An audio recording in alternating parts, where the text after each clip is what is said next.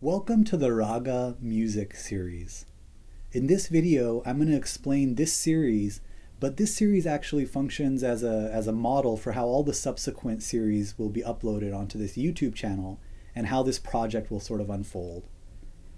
This project is rooted in the academic discipline, comes from the academic perspective of ethnomusicology, which was my academic discipline for 6 years.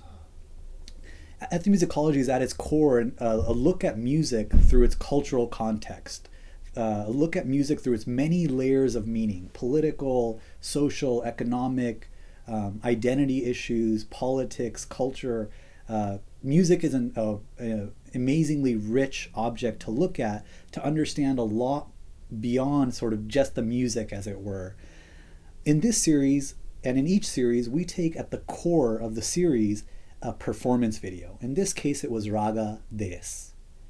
And then sort of surrounding that performance video are three additional videos that illustrate different important perspectives about the musical performance that you saw. One video, in this case, the video about the sitar as the instrument, one video is always about the instrument, the material culture of the music, the sort of physicality of the instrument. And instruments have amazing technology within them, that meaned effect, the two layers of bridges. And so one of the videos is always about the sort of technology of the instrument itself. Another video is always going to be about sort of the specific piece that you saw being performed. So in this series, that video is sort of the video where I talk about raga and that specific idea of the musical personality, and sort of enrich your experience of listening to the demo performance piece through a discussion of the piece itself. And then the third video about the oral tradition. There, in that third video, we take one of the many cultural sort of issues at play within that music tradition from that part of the world. And we take you on a journey into that, a view into sort of a larger context of that music. So in this case, we looked at oral tradition in this series. But in other videos, we're going to look at nationalism and music as politics, the construction of gender identity, economic considerations, all sorts of contextual features that surround the music. So each video will always have each sort of series will always have one video that sort of addresses some important critical cultural theme. And we're going to have many, many, many musicians from all over the world that make up this series. So it's really about having multiple perspectives on each of these different musics and getting many people's voices in the conversation. Thank you.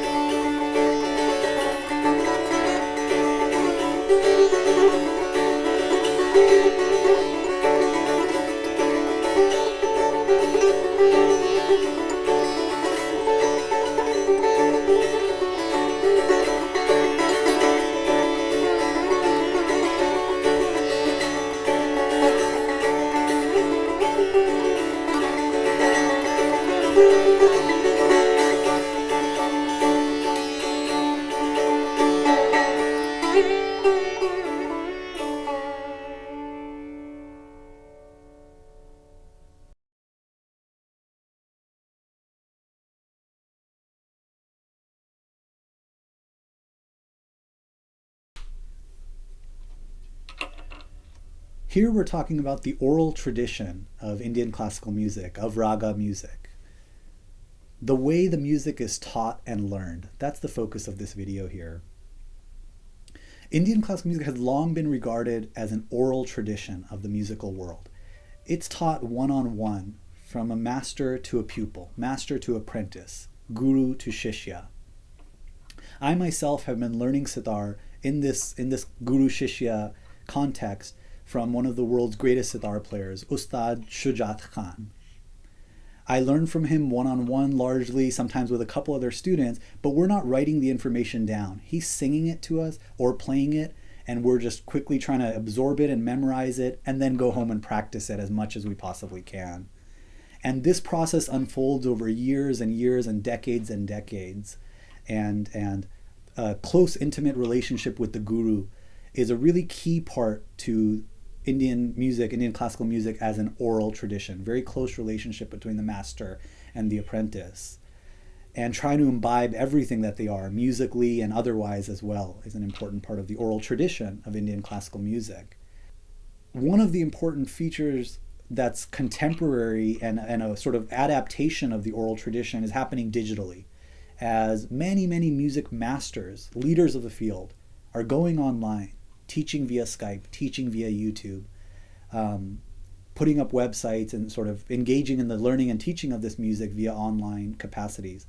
And that sort of was my research focus as an ethnomusicologist. My publication was titled Internet Guru. My research was titled A Digital Oral Tradition. And so there's currently another layer of complication going into the idea of the oral tradition. I learned this music orally from my ustad, one-on-one, sitting there, him speaking or singing or playing something. And I also learned from digital material, from listening to his recordings and going online and hearing what's happening with music. And my research that I looked into was all about sort of the digital aspect of the oral tradition and learning from videos and experiences like this. So that was a little bit of a journey into the idea of an oral tradition. Thank you.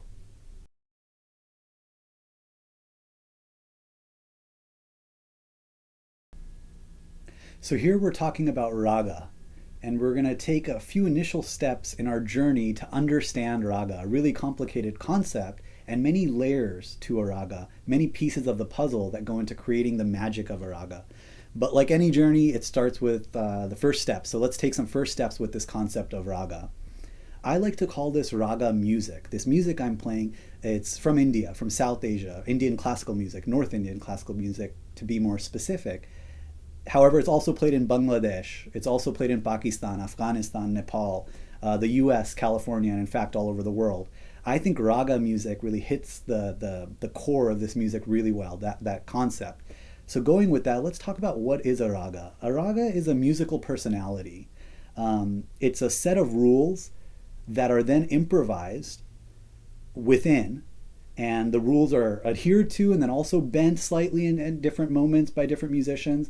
And when you sort of improvise within these rules, these musical rules, then you create a given rag. And there's many rags. There's many rags. And ragas have certain characteristic qualities. One of them is that it selects certain notes to be used in that raga. Then it shows certain notes as more important. And then key phrases are developed around those important notes. That's just a couple introductory steps, but those sort of layer on top of each other and create a musical chess game of sorts. You've moved here, now you can move 2 steps here, or you can move here, but first you have to hit that note before you go back over there. It's a really wonderful sort of improvisation within rules. And I used the alap and jor in the performance video to show Raga Desh, one of the many ragas.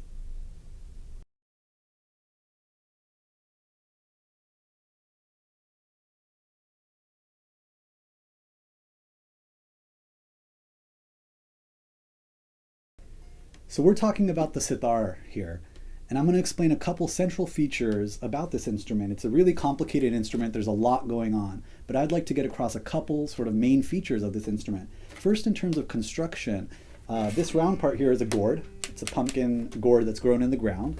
connected in this really wonderful, beautiful, complicated way with all these strings, but it's amazing that it's grown in the ground.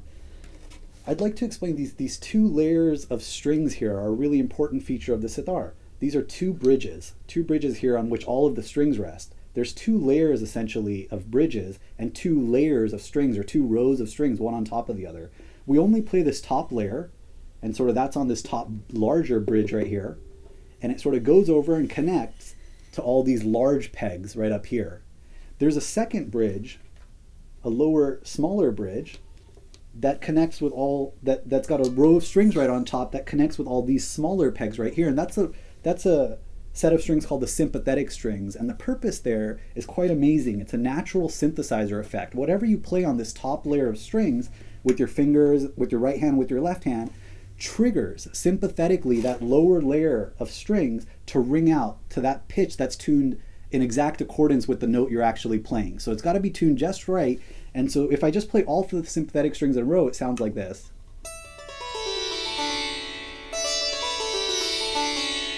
That's just reaching with my pinky down below. But otherwise, the regular sort of effect of the sympathetic strings is when you play a note on the top sort of bridge, on the top layer of strings, and it echoes, it makes that sympathetic string ring out. And that's like this. See if you could hear sort of two layers of sounds. That higher pitch that's remaining, that's the sympathetic string.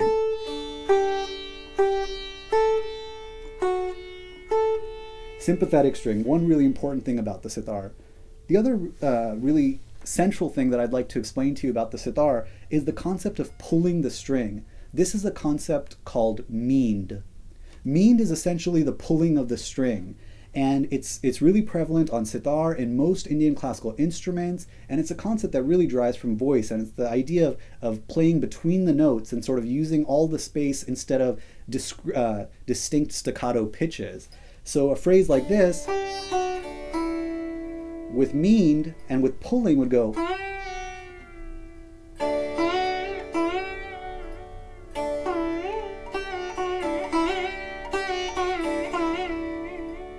All that you saw in the sitar performance video I did as well, that's all meend. Another really central feature about sitar, Indian classical music, and the type of effect that raga music really creates.